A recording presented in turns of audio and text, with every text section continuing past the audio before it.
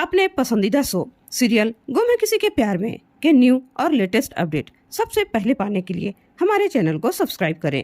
आज के एपिसोड की शुरुआत में सवी भाग्यश्री से अपना हाथ छुड़ाते हुए कहती है कि मुझे मेरे बच्चों से कोई अलग नहीं कर सकता। तभी तारा उससे पूछती है कि तुम उन्हें कैसे रोकोगी। सवी जवाब देती है कि मैं कानून की मदद से रोकूंगी। मैं उनकी लीगल गार्जियन हूँ। मेरी मर्जी के खिलाफ उन्हें कोई कहीं भी नहीं ले जा सकता। भाग्यश्री कहती है कि तुम हमें कानून की धमकियां मत दो, तुम तो माँ कहलाने के लायक ही नहीं हो। तारा भी सहमत होती है और कहती है कि तुम्हारे पति को मरे हुए अभी कुछ ही महीने हुए हैं और तुमने इस डॉक्टर के साथ अफेयर कर लिया।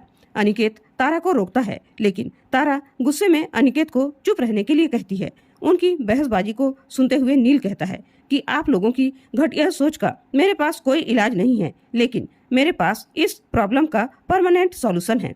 इसका फैसला हमें कोर्ट पर छोड़ देना चाहिए। जज फैसला करेगा कि बच्चों की कस्टडी किसे मिलेगी। अगर आप लोग सही हो तो भाग क्यों रहे हो। सभी मैडम तो कोर्ट में मिलने के लिए तैयार है। श्रीचंद भी इस मामले को कोर्ट में सुलझाने के लिए सहमत होता है और कहता है कि हम भी कोर्ट जाने के लिए तैयार हैं। लेकिन वह नील और सभी से सवाल पूछता है कि बच्चों को पालने के लिए पैसे लगते हैं। सभी क्या करती है, वह तो पहले से ही सस्पेंडेड है। वह सभी से पूछता है कि तुम्हारा सस्पेंशन कब हटने वाला है। सभी परेशान होती है। वह पूछता है कि अगर तुम्हारी नौकरी नहीं रहेगी तो घर भी नहीं रहेगा।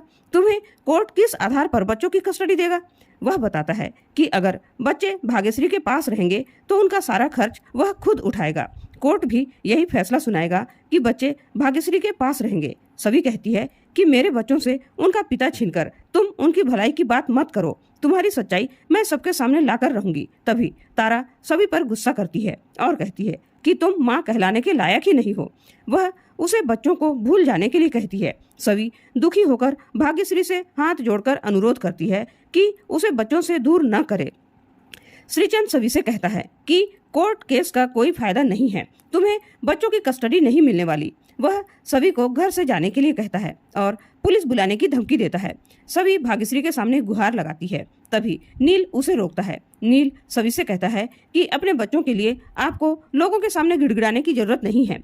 इन लोगों ने अपना फैसला सुना दिया है कि बच्चे आपके पास नहीं रहेंगे क्योंकि आपके पास कोई सपोर्ट नहीं है, लेकिन मैं इस प्रॉब्लम को अभी सॉल्व कर दूंगा। नील सभी का हाथ पकड़ लेता है और उसे मंदिर के सामने ले जाता है। नील सबके सामने सभी की मांग में सिंदूर भर देता है। सभी हैरान रह जाते हैं। सभी भी चौंक जाती है। नील सभी का हाथ पकड़कर सबसे पूछता है कि क्या अब आपके सारे सवालों के जवाब मिल गए। नील कहता है कि मैंने आप सबके सामने इनसे शादी कर ली है और आप इसके गवाह हो। आज से यह सभी ठक्कर नहीं, सभी नील प्रधान हैं। आज से यह मेरी पत्नी है। अब इनके पास सब कुछ है। यह नागपुर के प्रसिद्ध गायनेकोलॉजिस्ट की पत्नी है। अब इनके पास रहने के लिए बहुत बड़ा बंगला है। नील सबकी बोलती बंद कर देता है। नील तारा की तरफ देखते हुए कहता है कि तारा, तुम कहाँ रहोगी, तुम्हारा सोर्स ऑफ इनकम क्या है। वह सबसे पूछता है कि आपको बच्चों की कस्टडी किस आधार पर मिलेगी। क्या इस श्रीचंद के नाम पर मिलेगी। ये कौन है। मैं सभी के होने वाले बच्चों का बाप हूँ। कोर्ट बाप की सुनेगा या दोस्त की सुनेगा। नील के सवालों के किसी के पास कोई जवाब नहीं होता। इसी बीच दौड़ते हुए सई सभी के पास आती है और सभी उसे गले लगा लेती है। सई पूछती है कि दादी तो कह रही थी कि आप एयरपोर्ट पर मिलोगी। सभी कहती है कि कोई कहीं नहीं जा रहा, हम सब नागपुर में ही रहेंगे। यह सुनकर सई बहुत खुश हो जाती है। तभी पुलिस के सायरन की आवाज सुनाई देती है। सायरन की आवाज सुनकर सभी लोग चौंक जाते हैं। नील श्रीचंद से कहता है कि पुलिस ने हमारी बात का विश्वास किया और वे तुझे पकड़ने आ रहे हैं। तभी कमिश्नर अपनी टीम के साथ वहां आ जाते हैं और श्रीचंद से कहते हैं कि तुम्हें मनी लॉन्ड्रिंग, किडनैपिंग और ब्लैकमेलिंग के लिए गिरफ्तार किया जाता है। श्रीचंद हैरान रह जाता है। जैसे ही कमिश्नर भक्ति को उसे गिरफ्तार करने के लिए कहता है, श्रीचंद सई को पकड़ लेता है और बंदूक निकाल लेता है। यह देखकर सभी लोग डर जाते हैं। सभी श्रीचंद से बच्ची को छोड़ने के लिए कहती है, लेकिन वह किसी की नहीं सुनता और कहता है कि मुझे पकड़ना इतना आसान नहीं है। कमिश्नर उसे अपने आप को कानून के हवाले करने के लिए कहता है, लेकिन वह किसी की कोई भी बात नहीं मानता और पुलिस को गन नीचे करने के लिए कहता है। सभी उसकी बात मान लेते हैं और गन नीचे रख देते हैं। नितिन यह देखकर खुश हो जाता है। सई बचाओ बचाओ की गुहार लगाते हुए रोने लग जाती है। श्रीचंद डराते हुए उसे चुप रहने के लिए कहता है। भाग्यश्री श्रीचंद से रोते हुए बच्ची को छोड़ने के लिए कहती है। वह कहती है कि मुझे तुम पर पूरा भरोसा है और विश्वास है, तुमने कुछ भी नहीं किया है। तभी श्रीचंद अपना असली रूप दिखाता है और अपना गुनाह कबूल करता है। वह साफ साफ कहता है कि सब कुछ मैंने ही किया है, मैंने ही रजत को मनी लॉन्ड्रिंग में फंसाया और मैंने ही रिद्धि का किडनैप कराया था। सब कुछ मैंने ही किया है, लेकिन मैं रजत को मार नहीं पाया, यह काम किसी और ने कर दिया। यह सुनकर भाग्यश्री, तारा और रिद्धि हैरान रह जाते हैं। भाग्यश्री भावुक होकर कहती है कि हम तो तुम्हारा परिवार थे ना, तुमने हमारे साथ ऐसा क्यों किया। श्रीचंद भाग्यश्री से कहता है कि तुम्हें तुम्हारे पति के कर्मों की सजा मिल रही है। भाग्यश्री उससे पूछती है कि मेरे पति ने ऐसा क्या किया। श्रीचंद कहता है कि मुझे पता था कि तुम्हारे पति ने तुम्हें यह राज की बात नहीं बताया होगा, शर्म की वजह से यह राज उसकी जुबान पर आया ही नहीं होगा। भाग्यश्री हैरानी से पूछती है कि कौन सा राज। श्रीचंद कहता है कि तुम्हारे पति ने मुझे अनाथ बनाया है। जब मैं 10 साल का था तब तुम्हारे पति राजेंद्र ठक्कर की वजह से मेरे पिता महेंद्र गोयल को जेल हुई थी। मेरे पिता के खिलाफ उसने गवाही दी थी। यह सुनकर सभी हैरान हो जाते हैं। श्रीचंद कहता है कि मेरे पिता का क्या गुनाह था, उन्होंने सिर्फ 5 लाख का ही तो गबन किया था, लेकिन तुम्हारे खानदान में सबको सच बोलने की बीमारी है, इसलिए तुम्हारे पति ने मेरे पिता के खिलाफ कोर्ट में सच्ची गवाही दे दी और मेरे पिता ने जिल्लत की बजाय मौत को चुना और मेरी माँ को यह सदमा सहन नहीं हुआ तो वह भी चल बसी। तब से मैं तुम लोगों को बर्बाद कर देना चाहता था।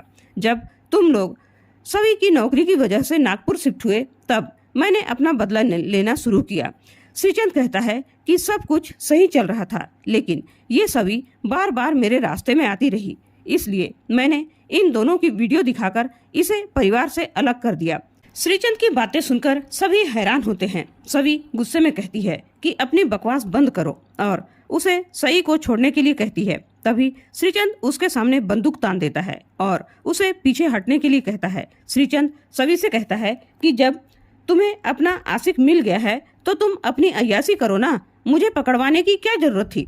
सभी श्रीचंद के आगे हाथ जोड़ते हुए सई को छोड़ने के लिए गुहार लगाती है। तभी श्रीचंद कहता है कि अब यह बच्ची मुझे यहाँ से बाहर निकालेगी और मेरी आजादी का रास्ता बनेगी।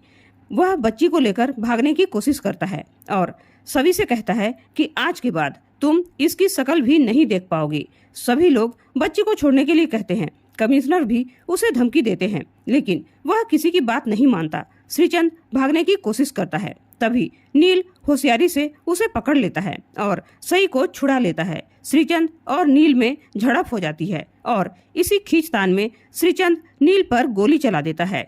नील के गले में गोली लग जाती है और नील का सिर दीवार पर जाकर लग जाता है। सभी लोग स्तब्ध रह जाते हैं। सभी चिल्लाती है और इसी के साथ एपिसोड खत्म हो जाता है। दोस्तों, अगले एपिसोड में देखने को मिलने वाला है कि लीना सभी से पूछती है कि नील को क्या हुआ है। सभी बताती है कि नील को गोली लगी है। लीना चौंक जाती है और उसका कारण पूछती है तो सभी बताती है कि किसी ने मेरी बेटी को उठा लिया था और नील उसे बचाने की कोशिश कर रहा था। तभी लीना गुस्से में सभी को थप्पड़ मार देती है। और आज का एपिसोड आप लोगों को कैसा लगा, प्लीज हमें कमेंट करके जरूर बताइएगा। साथ ही डेली न्यू अपडेट के लिए हमारे चैनल को सब्सक्राइब करना ना भूले। वीडियो पसंद आए तो लाइक और शेयर जरूर कीजिएगा दोस्तों। धन्यवाद।